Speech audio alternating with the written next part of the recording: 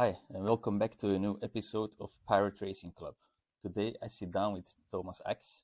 We know each other from school and he made a career as a performance engineer. We will talk about his journey, so sit back, relax, and join the club. Hi Thomas, how are you? Hello. I'm doing fine, thank you. What about you? I'm doing fine too. It's been a long Nice. time since we saw each other face to face, so Yeah, indeed. It's actually quite a long time, indeed, like 4 years or so. oof, yeah, I don't know exactly, something like that. uh, We should make it different, eh? yeah, We should definitely, change definitely. it. We should do karting again, like the good old Yeah, days. exactly. Fucking everyone up at the track. Yeah, indeed. What a time. What a time, what a time.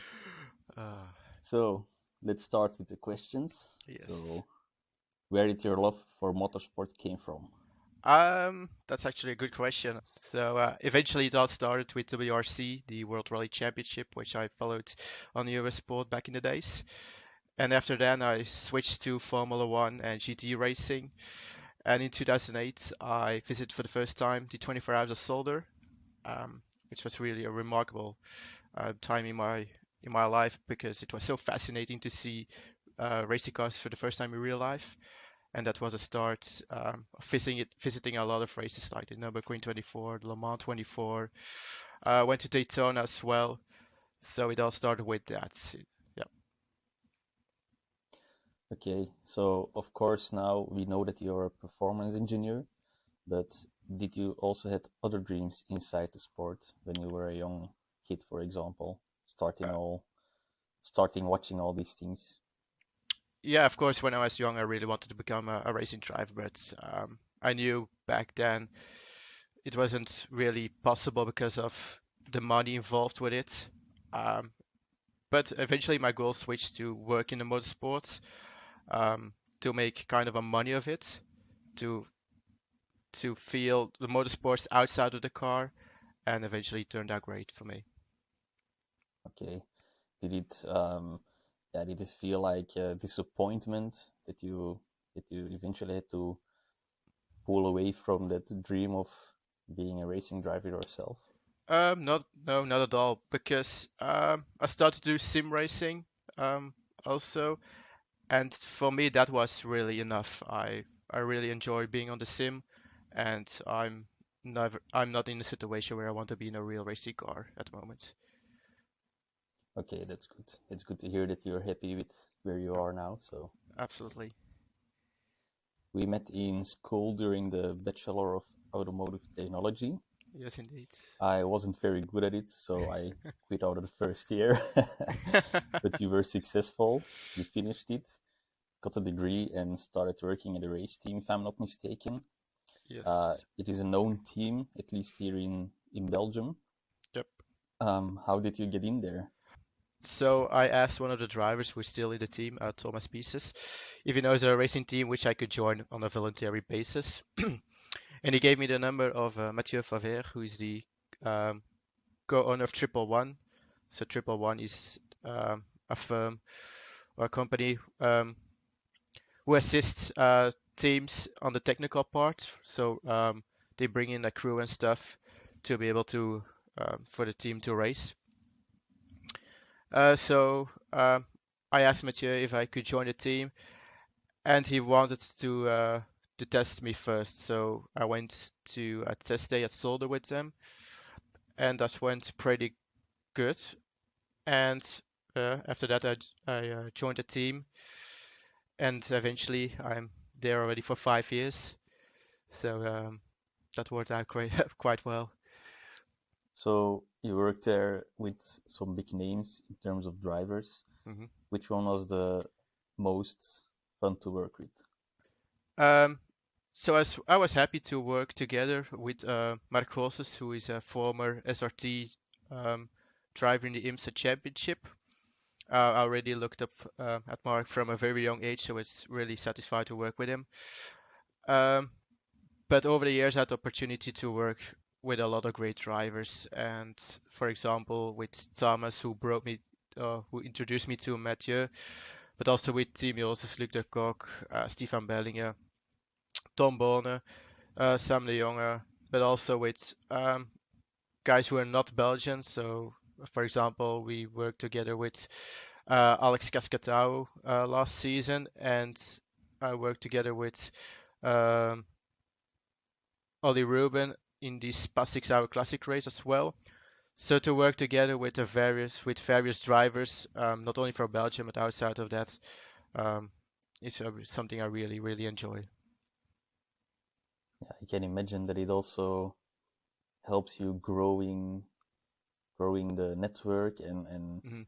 growing the knowledge of how to work with different Um, drivers. definitely. It definitely helps to increase your network, um, especially if you achieve good results. For example, with Alex Cascadao, he was for one race weekend with us previous year, but we won a race as well with him, so that was a very nice moment. Um, with Ali Rubin in the past 6 hour race was something I enjoyed as well. Um, certainly because I never worked together with a British driver before, and his dad is a TVR specialist, and we were driving a TVR in that race, so that was something very unique. And hopefully, I could work together again with these guys this season. What was the greatest story from that time working with those people? I was learning quite a lot during that time.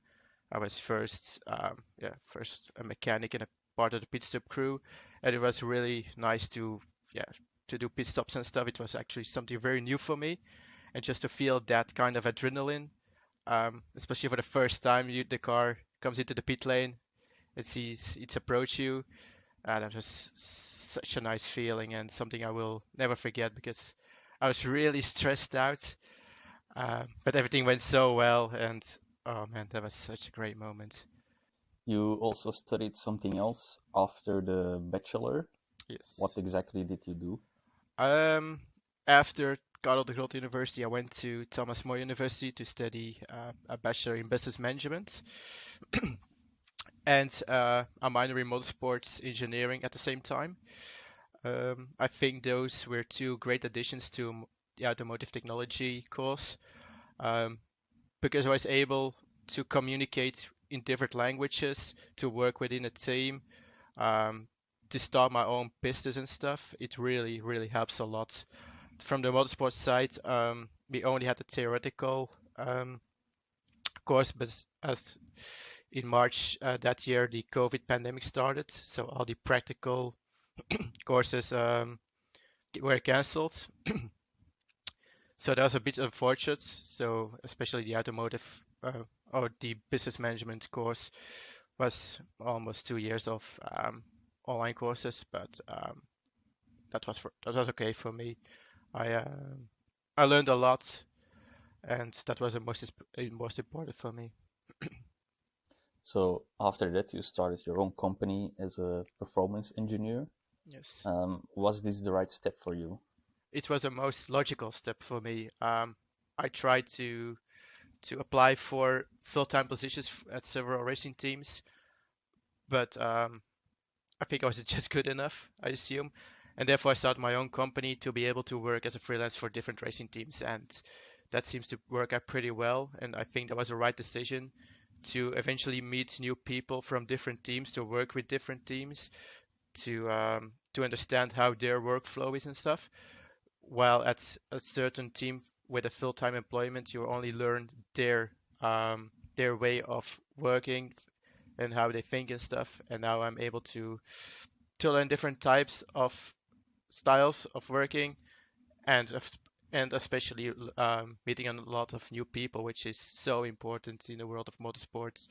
It's more like um, it's not what you know, but who you know is eventually. That's also for the driver side, I guess, in terms of sponsorship Yeah, and stuff. exactly. Of course, the knowledge is important, but if you don't know anyone in the world of motorsports, um, it's going to be very hard for you to find a job in it. Network is everything in this industry. Yep. Um, yeah, I guess it also gives you more freedom Mhm. having your own company right now? By, as you Uh, said, working together with more teams. yep. And does this also give you more work? Like the more you meet new people, the more work you get, or is that not the case at the moment? At the moment, that's not the case, and I accept it because I have enough work the upcoming year, so I don't really mind.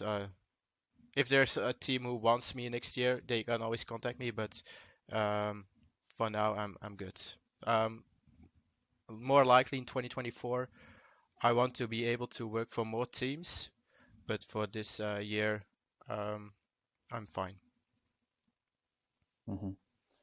Does it sometimes give you doubts of, um, oh, will it be good enough? Will it be will it start coming off the ground, this own company, or are you very confident?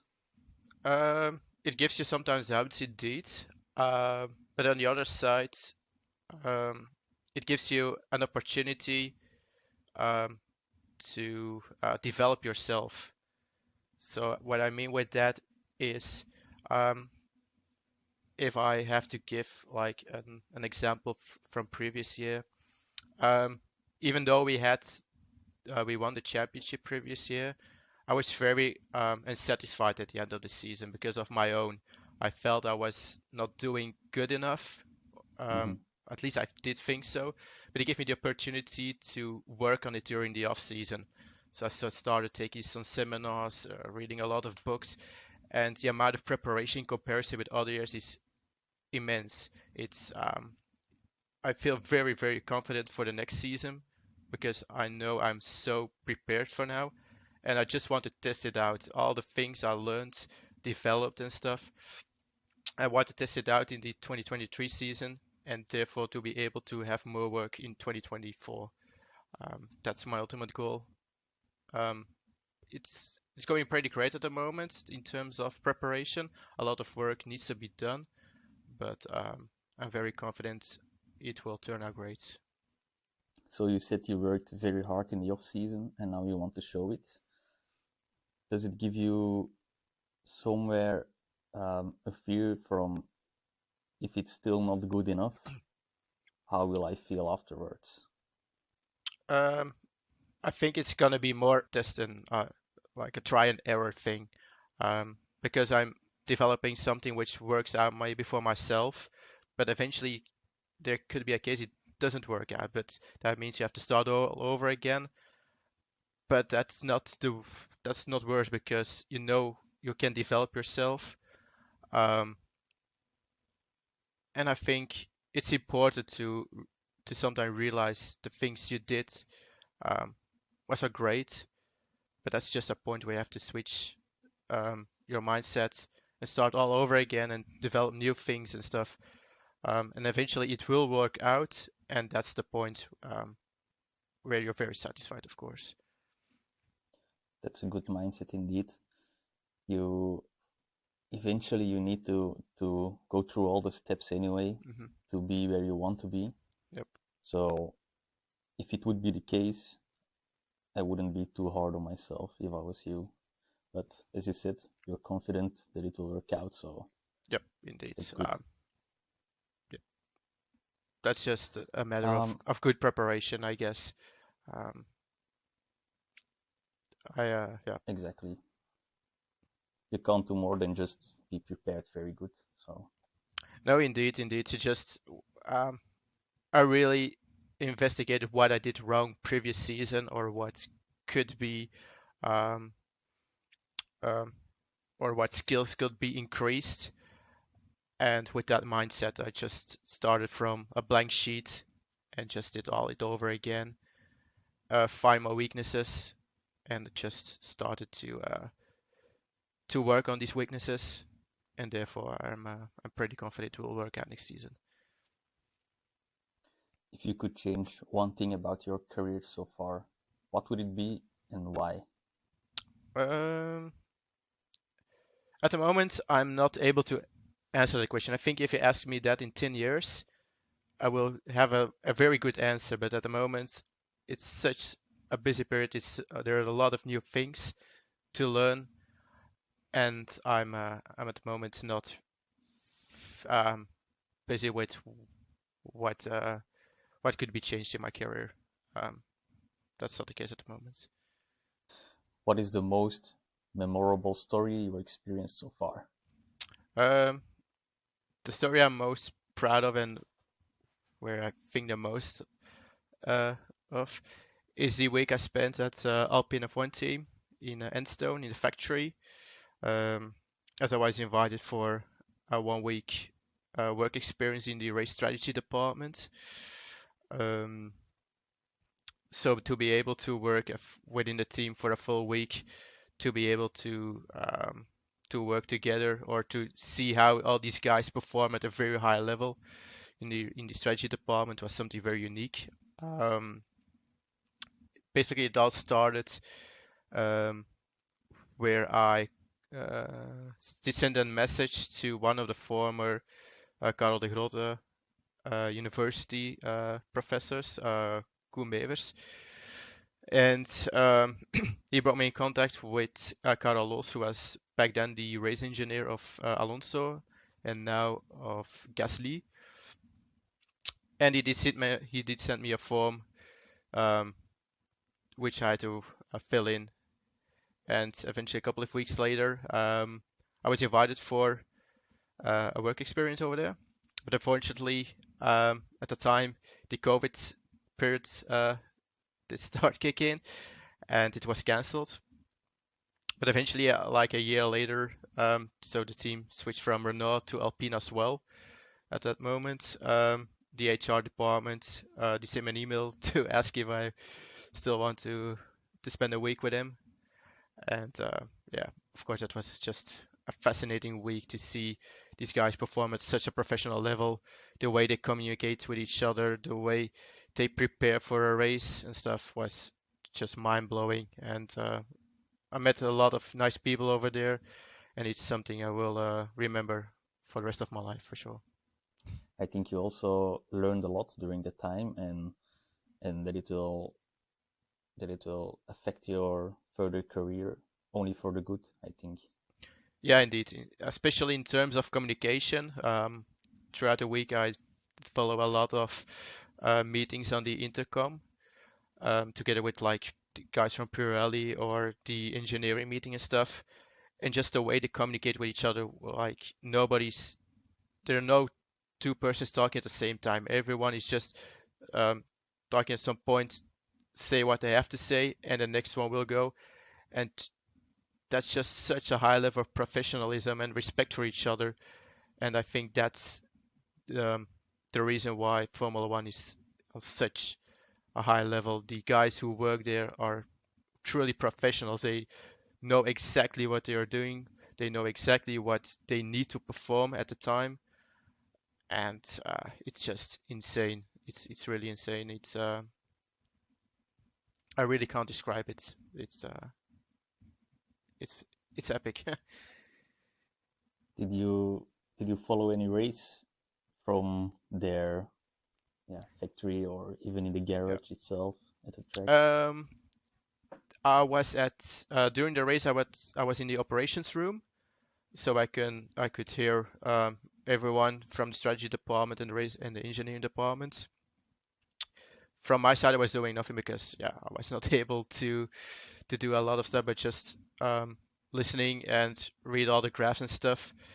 But it was during the Silverstone 2021 Grand Prix.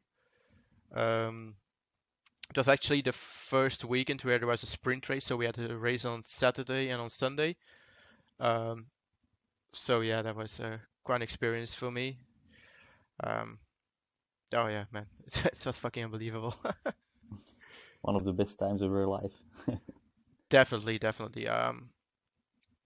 Yeah, it's I never had like the feeling I wanted to Formula One because um, I'm just not good enough for that in terms of experience, but also in terms of studies and stuff.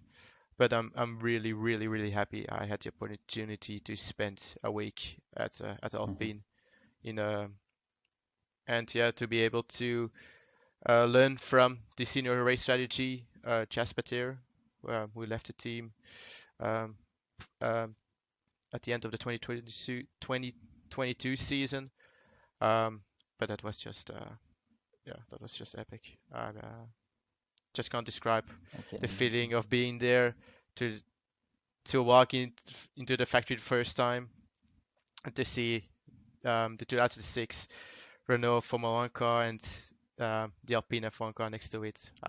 Yeah, that's just epic. Must be something you always think about right before sleep. Um, yeah, it's yeah, I don't know why, but because it did have a big um, effect on my life, even though it was just 1 week, but just the impression and the things I learned over there in 1 week, um, it's just unforgettable. I heard you say that you're not good enough to work for a Formula One team, Hmm. but now that you have your own company and you keep growing and progressing yourself, um, would it be one of your dreams, maybe, and maybe even goals to end up in a Formula One team as an engineer? It's not really my goal, because um, I realize I will never be good enough. These guys are professionals. They are so smart. They know exactly what they're doing, and I will never be that good enough. And I'm happy with that. But where I want to eventually do is to go to either prototypes like LMP2, LMP3, or GT racing. And if I reach that level, I will be very, very happy and I will be very satisfied with that. So, as you already mentioned, you're also a sim racer. Yep, indeed. Um, how did you end up doing this? Both it's all started from a very young age, starting with WRC games, Gran Turismo, Mm. Formula One games and stuff, just with a simple Logitech wheel and pedals. It eventually became a triple screen in here with Fanatec stuff and stuff. But I think it was 9 years ago I switched to iRacing, which is for me personally the best platform out there. I really can't say or say much about other sims because I only play iRacing. For me, it's the best out there. It has the best service. It has a pretty good crowd and stuff. But yeah, I started in iRacing in 2014, I guess. Um, but most of the time, I really played during the COVID lockdown. I joined some sim teams and achieved great results with it. Learned a lot, and yeah, after the COVID was done, sim racing was a little bit. How I need to say it. I was not that much on the sim anymore as during the COVID pandemic, but eventually the winters of the off season in real life is always an opportunity to um, go hop back on the simulator, doing some 24-hour races of 12-hour races and stuff before the real life season kicks off. You mentioned you joined some teams. I think I remember a few years back that you were part of a not a small team, like a Mhm. bigger team that does a lot of big races. Yep. Um, how did you end up with that team? Did they just contact you, or? So I raced in the past for RSR Esports, which was an American slash Canadian based team. Um, I ended up with just sending an email to them, asking if we could join them, and eventually um, I was good enough to join them and did some high level races with them.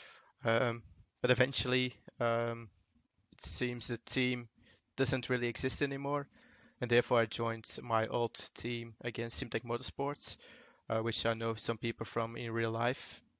And a funny or a good part about this, we will beat each other all at the 24 Hours of Le Mans.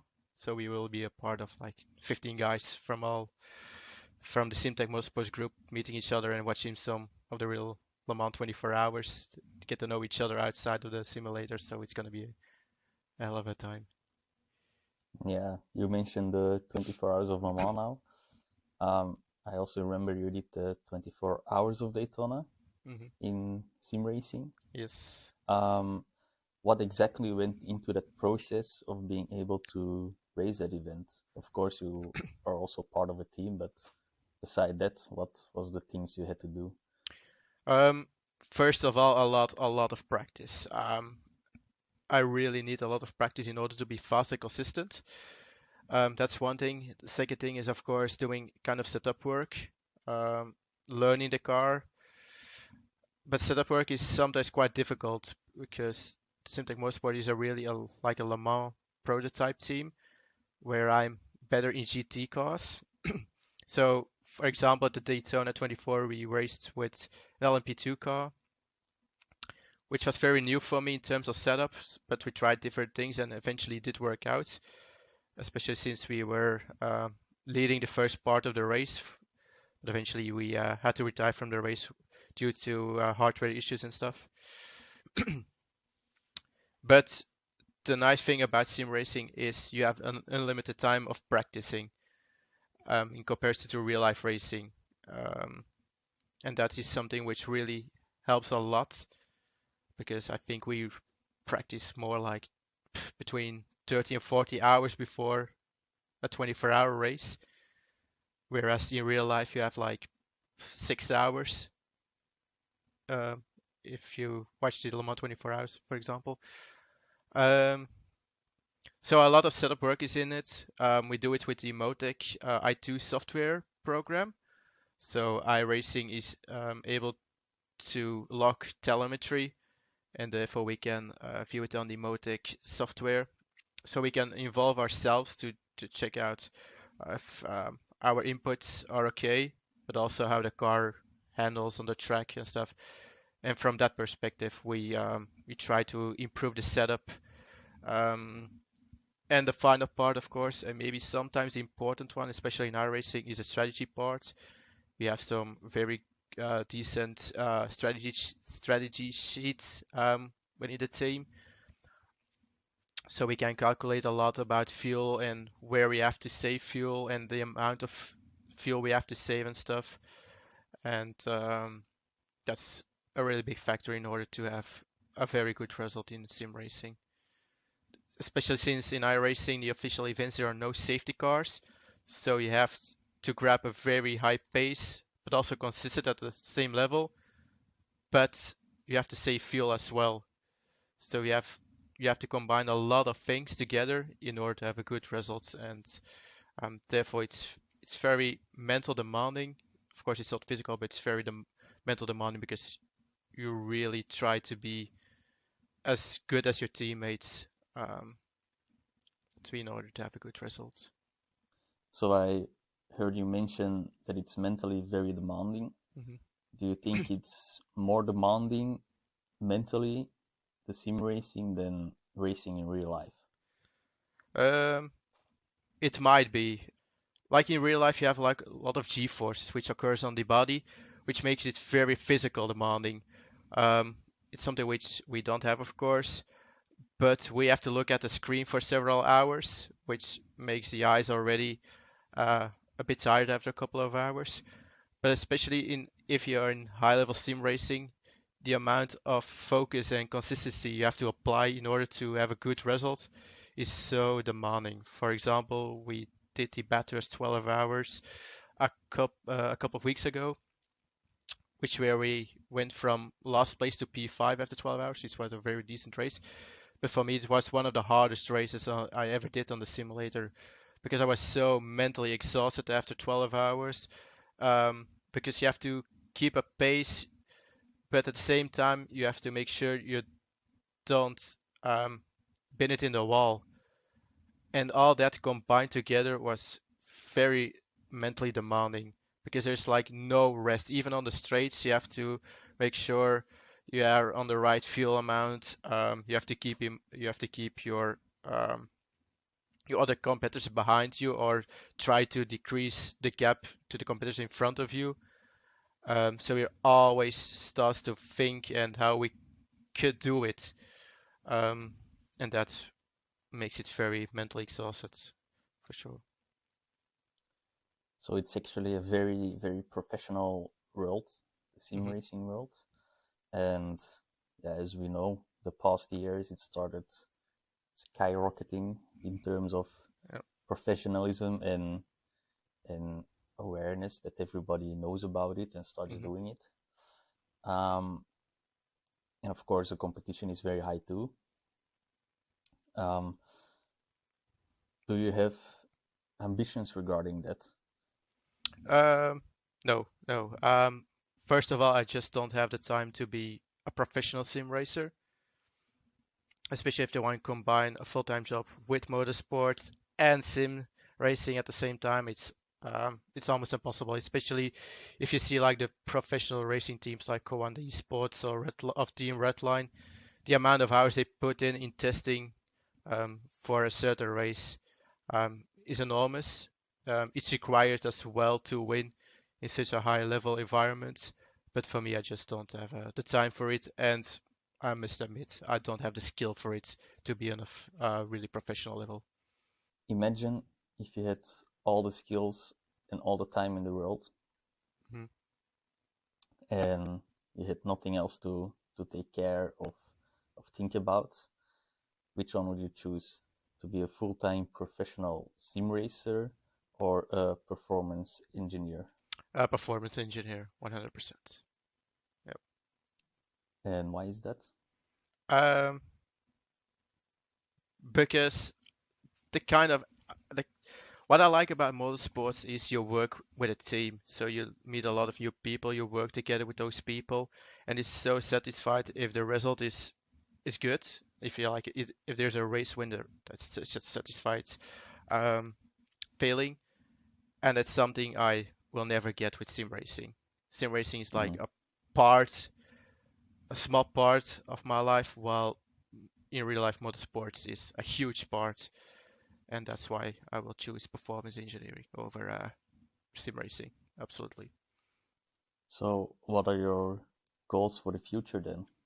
So my goals for the future is hopefully to have a full-time employment somewhere within a team. But if that's not the case, I try or at least I hope to work for as much teams as possible on all kinds of level. Um, but yeah, the future in motorsport is always a bit unknown. It's You never know what will happen next year. So I just try to look at the 2023 season, and whatever happens after then is uh, is another story. To end our conversation, what is one thing I can wish for you? Um, just a healthy life, I guess, and that I can enjoy motorsports as much as possible. Okay, I will wish that for you then. Thanks, Thomas, for joining us. It was a very interesting conversation, and myself, and I hope the listeners they learned a lot from it. Um, Thank you to the listeners for listening to this episode. I hope you enjoyed. If you want to follow Thomas, his journey, you can always find his information in the description below. If you want to stay up to date with the latest news of Pirate Racing Club, you can find our information also in the description. Thank you for joining the club and see you next time. Bye.